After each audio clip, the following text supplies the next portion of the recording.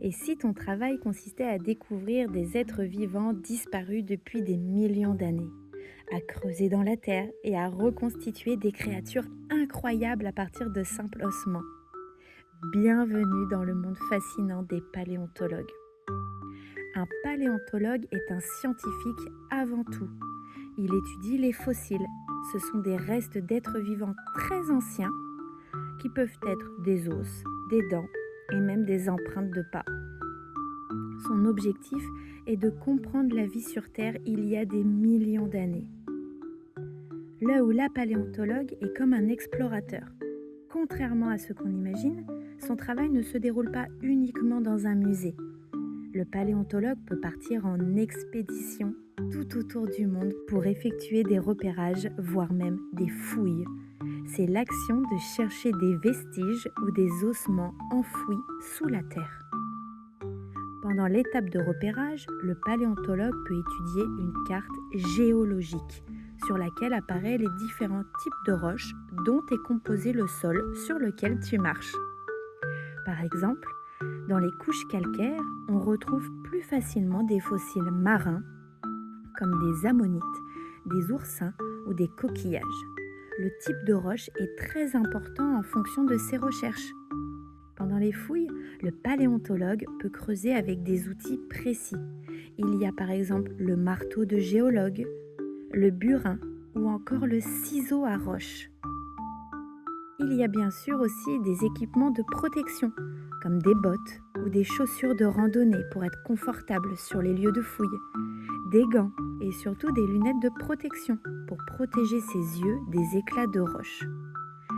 Pour finir, comme les fouilles se passent généralement en extérieur, il est important d'avoir un chapeau et une bonne crème solaire.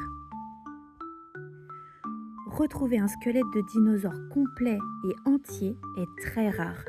Et la plupart du temps, le paléontologue replace les parties qu'il trouve petit à petit, comme toi lorsque tu fais un puzzle, une pièce après l'autre. Quand le ou la paléontologue fait une découverte, il va noter dans son carnet les données GPS, c'est-à-dire le lieu exact de la trouvaille, afin de pouvoir revenir facilement sur les lieux. Il va noter également la date, mais aussi une description de ce qu'il a trouvé. Ensuite, il va placer précautionneusement les fossiles dans des caisses de mousse pour ne pas les abîmer. Il est même parfois nécessaire de faire des moulages de plâtre directement sur le lieu de fouille. Une fois les fossiles récupérés, le travail continue en laboratoire.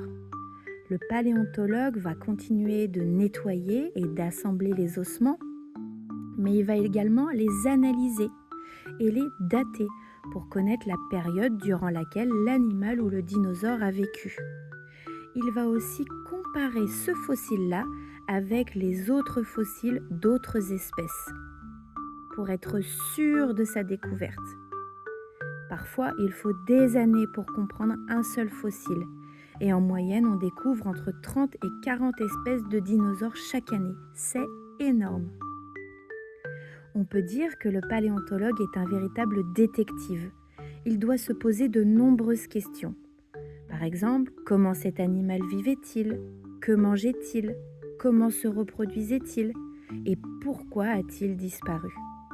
C'est un peu comme résoudre une enquête, mais vieille de millions d'années. Contrairement aux idées reçues, le paléontologue n'étudie pas seulement les dinosaures. Il peut s'intéresser aux plantes, aux insectes et aux mammifères disparus. Et même à leur déjection. Oui, ce qu'on appelle le caca. D'ailleurs, un caca fossilisé s'appelle un coprolite. Et grâce à eux, on apprend beaucoup de choses sur l'alimentation et la digestion des espèces disparues. On peut dire que le ou la paléontologue est à la fois un explorateur, un scientifique et un détective du passé. Grâce à lui, on peut mieux comprendre l'histoire et l'évolution de la vie sur Terre. Alors, est-ce que tu voudrais devenir paléontologue? Si tu as appris quelque chose, abonne-toi et à bientôt pour de nouvelles découvertes.